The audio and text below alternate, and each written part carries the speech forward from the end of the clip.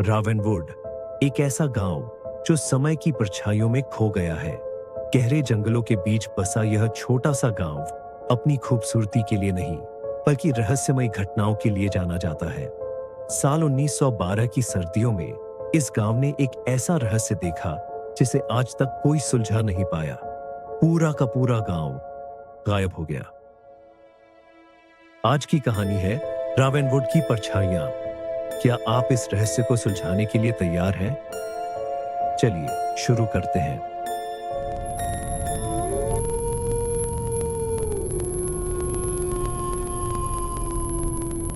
Elijah Morgan, एक साहसी पत्रकार जिसने रहस्यों को सुलझाने का जुनून पाल रखा था, रावेनवुड की ओर बढ़ रही थी।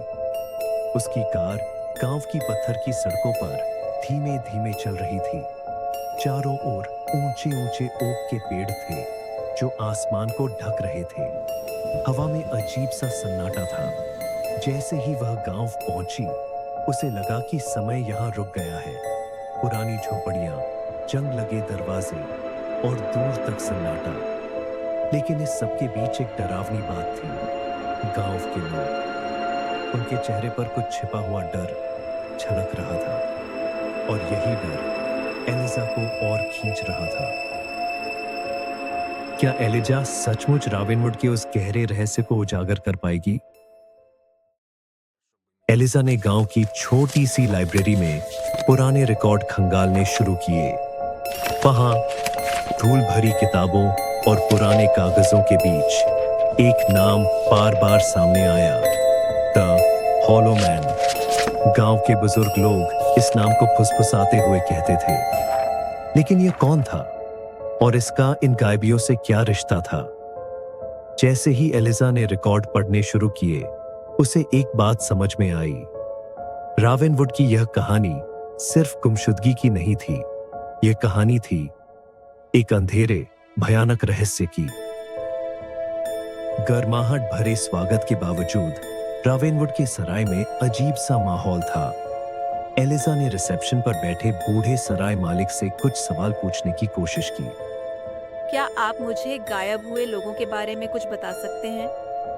बूढ़े ने अपनी झुर्रियों भरी आंखों से उसे घूरा और धीरे से बोला, कुछ दरवाजे हमेशा बंद ही रहने चाहिए बच्ची। एलिजा ने एक पल के लिए रुककर उसकी बातों पर गौर किया। आपका क्या मतलब है? रावेनवुड के लोग जिंदगी से नहीं बल्कि परछाइयों से डरते हैं। तुम यहाँ जितना रहोगी उतना ही अंधेरा तुम्हें निगल लेगा। इस चेतावनी ने एलिजा को थोड़ा बेचैन कर दिया, लेकिन उसने ठान लिया था वह इस रहस्य से पीछे नहीं हटने वाली थी।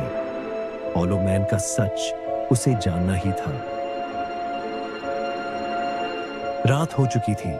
चांद बादलों के पीछे छुपा हुआ था और ठंडी हवा पेड़ों को झकझोर रही थी। एलिजा अकेली गांव के पुराने चर्च की ओर जा रही थी।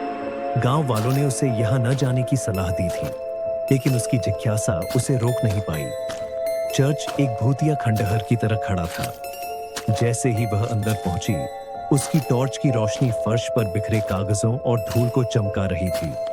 वहां एक अजीब सी ठंडक थी जो उसकी रीढ़ में सिहरन पैदा कर रही थी। अचानक उसे लगा कि कोई उसे देख रहा है।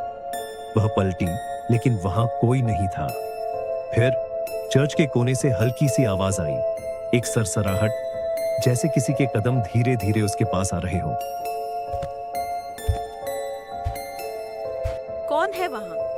अंधेरे में एक परछाई उभरी, लंबी पतली आकृति, और उसकी आंखें पूरी तरह खाली और चमकदार। Hollow man. एलिजा की सांसें थम गईं। वह पीछे हटने लगी, लेकिन उसके पैर वहीं जमे हुए थे। अगले दिन एलिजा ने चर्च में एक पुरानी डायरी पाई।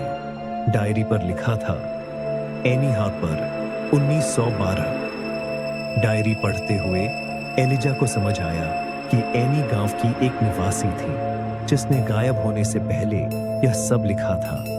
हॉलो मैन आता है जब रात का अंधेरा सबसे गहरा होता है। वह उन लोगों को ले जाता है जो उसे देखते हैं। मैंने उसे देखा है और अब मेरी बारी है।